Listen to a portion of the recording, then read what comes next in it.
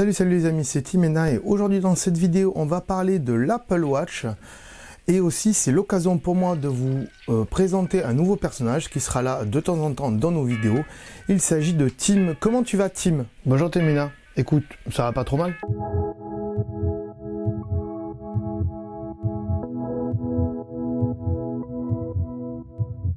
Alors Tim, quel va être ton rôle dans nos vidéos?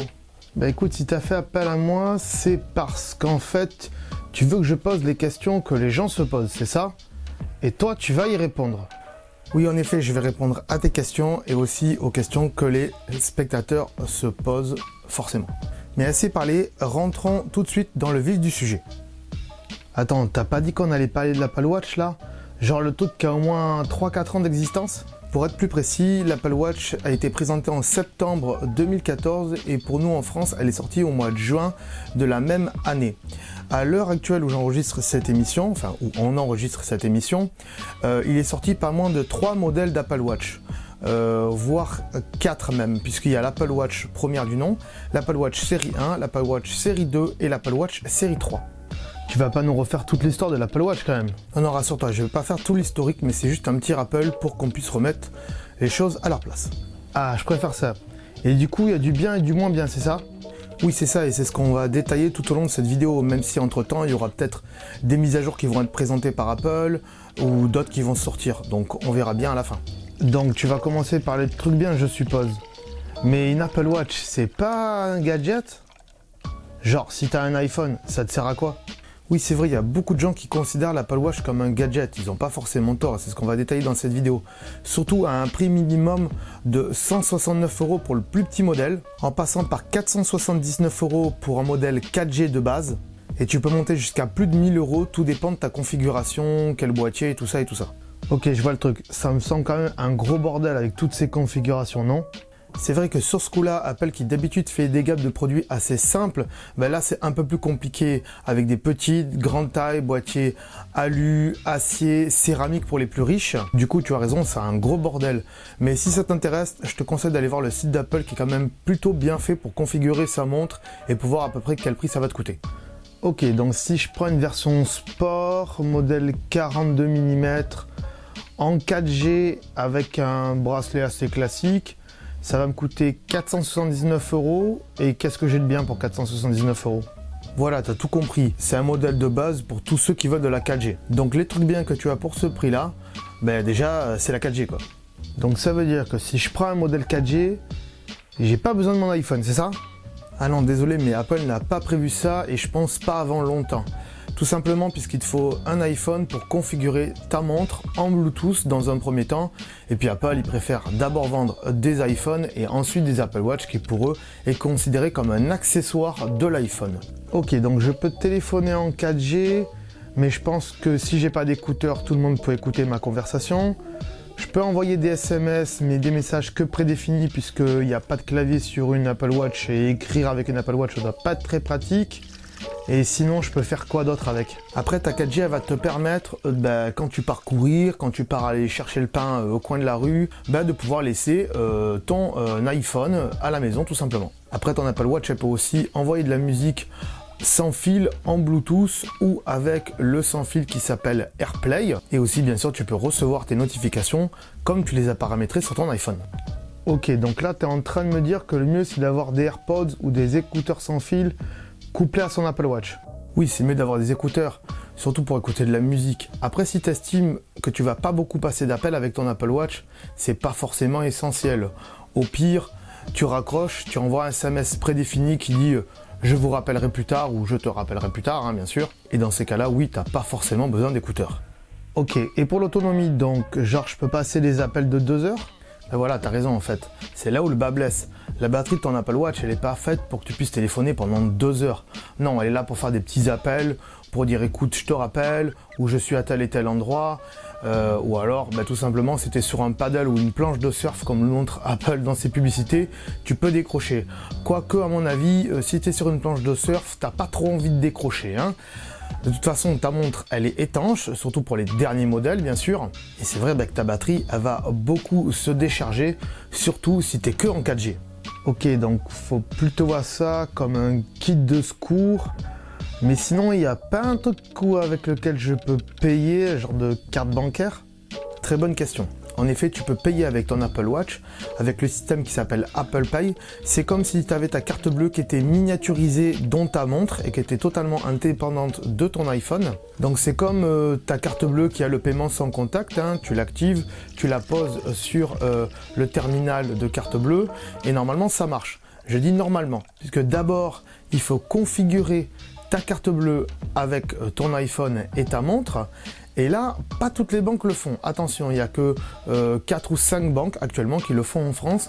Donc il faut se renseigner si sa banque le fait ou pas. Il ne faut pas hésiter à les appeler et à voir de temps en temps sur le net, voir si ta banque est devenue compatible, puisque tous les gens, certaines banques deviennent compatibles. Ok, donc une fois que j'ai configuré ma carte bleue dans mon iPhone et mon Apple Watch, je peux laisser ma carte bleue à la maison, quoi. Et non, malheureusement, tu vas pas pouvoir laisser ta carte bleue à la maison. Tout simplement parce que c'est les magasins qui limitent ça. Tout simplement parce que déjà, il y a des magasins qui ont des terminaux NFC et d'autres qui n'en ont pas. Donc, tu pourras pas payer avec ta montre si leur terminal n'est pas NFC. Et après, c'est les magasins qui plafonnent ça. Vous savez très bien que pour vos cartes bleues qui sont donc en NFC, en paiement sans contact, c'est plafonné à 20 € maximum. Pour l'Apple Watch, c'est plafonné à 300 €. Donc, tout simplement parce que c'est sécurisé, parce qu'il y a un code sur son Apple Watch et à partir du moment où on n'enlève pas son Apple Watch, eh bien le code reste actif. À partir du moment où on enlève l'Apple Watch, le code se désactive et tant qu'on ne rentre pas le code, eh bien personne ne pourra payer avec. Mais ça dépend pas d'Apple, ça dépend des magasins, puisqu'il y a encore des magasins aujourd'hui qui, même avec l'Apple Watch, plafonne le paiement sans contact à 20 €. Donc si tu vas aller faire tes courses à Carrefour et que tu as des courses pour un montant de 50 € que tu veux payer avec ton Apple Watch, selon les magasins Carrefour, ça va pas marcher parce qu'ils l'ont plafonné à 20 € maximum. Et donc dans ces cas-là, oui, il faudra quand même que tu aies ta carte bleue ou un peu de liquide sur toi, sinon tu seras un peu dans la merde. D'accord, c'est pas vraiment très au point leur truc. Donc du coup, faut quand même que j'ai une carte bleue et un peu de liquide sur moi si je veux payer, quoi. Oui, c'est normal, le service Apple Pay, il est quand même assez récent, il a 2 ou 3 ans, donc le temps que tous les magasins, dans toutes les villes et dans tous les pays du monde, ils puissent accepter Apple Pay, ça va prendre du temps. Et puis aussi, les banques, elles sont un peu réticentes, puis aussi, il y a certains accords qui sont passés avec les banques, du fait qu'à chaque transaction que tu fais avec ton Apple Watch, eh bien, Apple prend un petit pourcentage sur la transaction, et ça, les banques, elles aiment pas forcément ça. Ok, très bien. T'as un dernier truc de bien à dire sur l'Apple Watch? Oui, j'ai un dernier truc pour toi, mais il faut plutôt voir ça comme un truc de mode en fait. C'est le fait de pouvoir changer les bracelets de son Apple Watch simplement. Même si Apple vend des bracelets pour Apple Watch, plus ou moins cher, le minimum c'est 40-45 € le bracelet je crois, et ça peut monter vachement cher, surtout si tu prends des modèles de luxe on va dire. Eh bien des bracelets tu peux en trouver chez Amazon, chez eBay et bref sur internet quoi, pour beaucoup moins cher que ça. Bien sûr, il faudra faire attention entre le modèle 38 et 42 mm, faut pas que ça soit trop long ou trop court.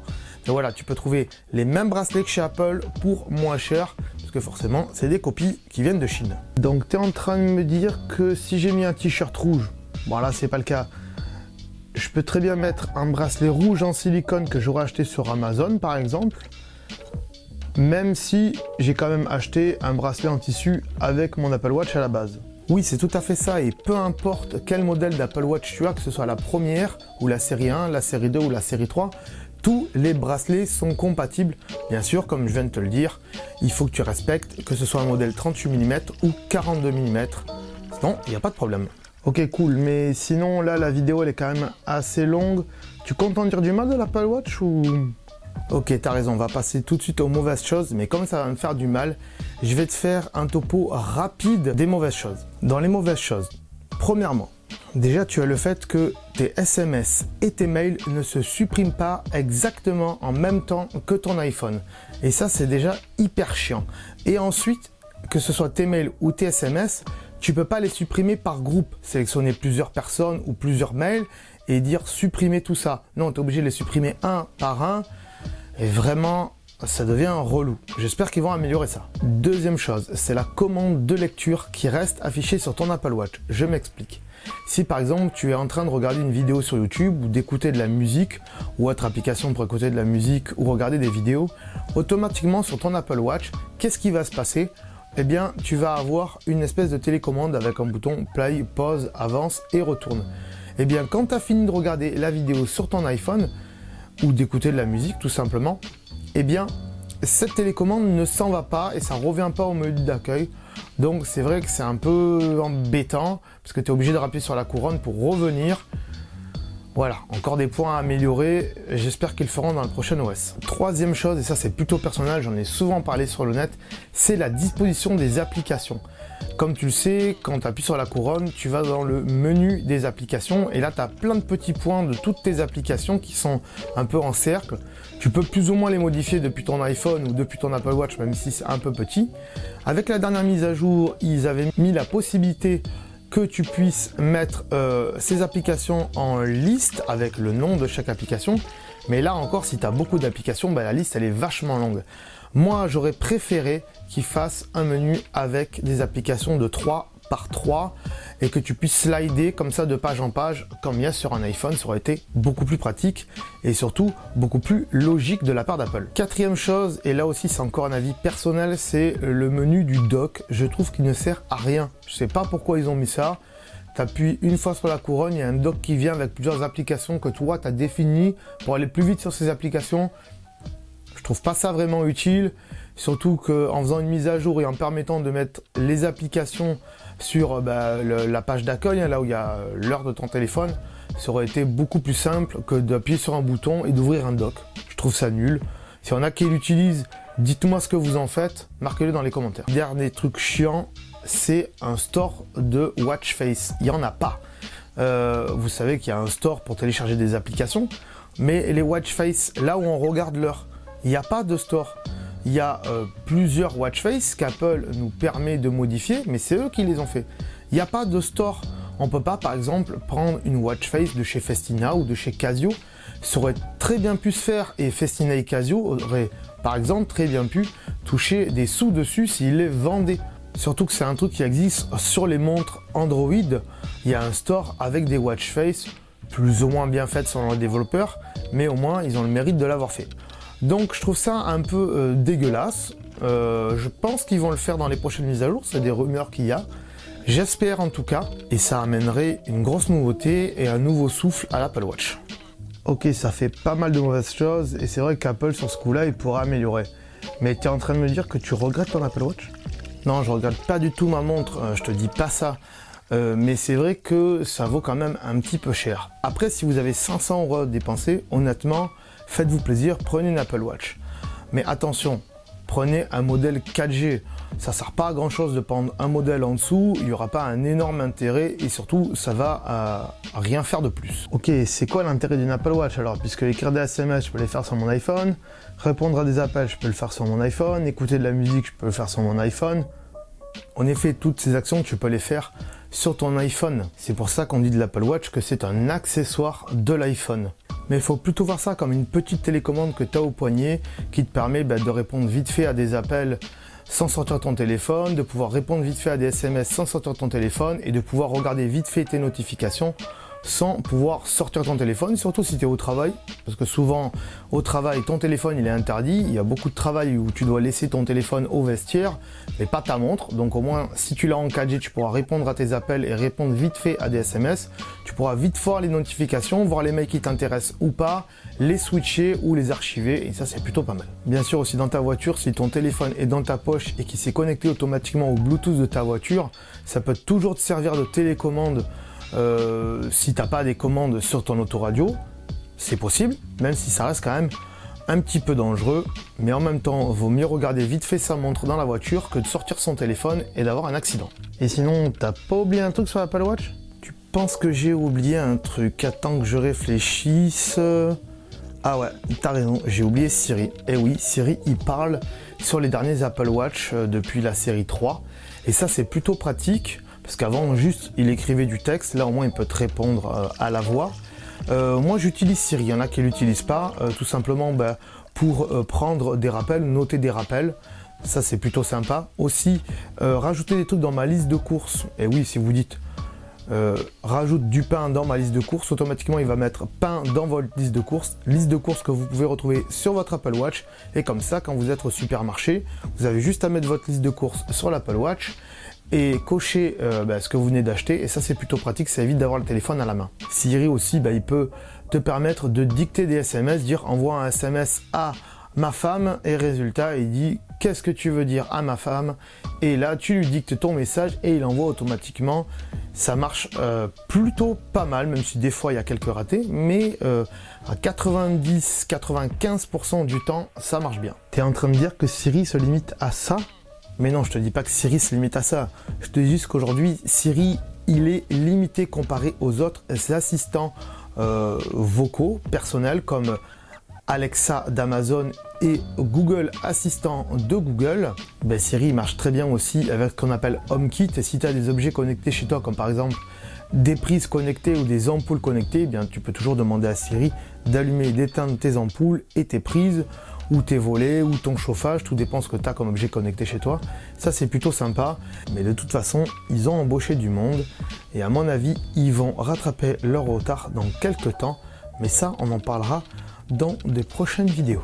Ok, tu m'as convaincu, ça me tente bien une Apple Watch. Et sinon, tu comptes m'offrir quoi à mon prochain anniversaire? Pardon?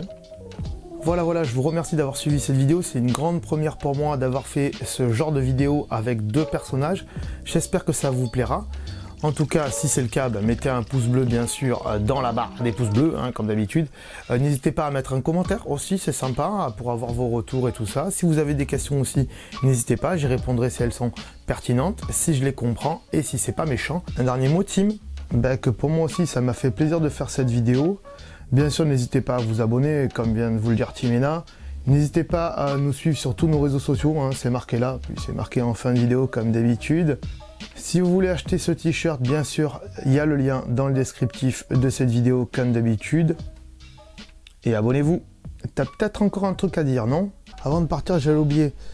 Tu vois ce que j'ai dans la main là? Je le vois pas, sérieusement. Si t'es sur YouTube, tu le vois de toute façon, voilà. Là, tu cliques. Je m'en fous, je reste là. Je reste là, je suis pas pressé. Tu peux quand même vérifier les Facebook et compagnie. Ouais, vas-y. Vas-y, je t'attends. Ça y est? Ah, c'est cool. Allez, à bientôt alors. Ciao, ciao.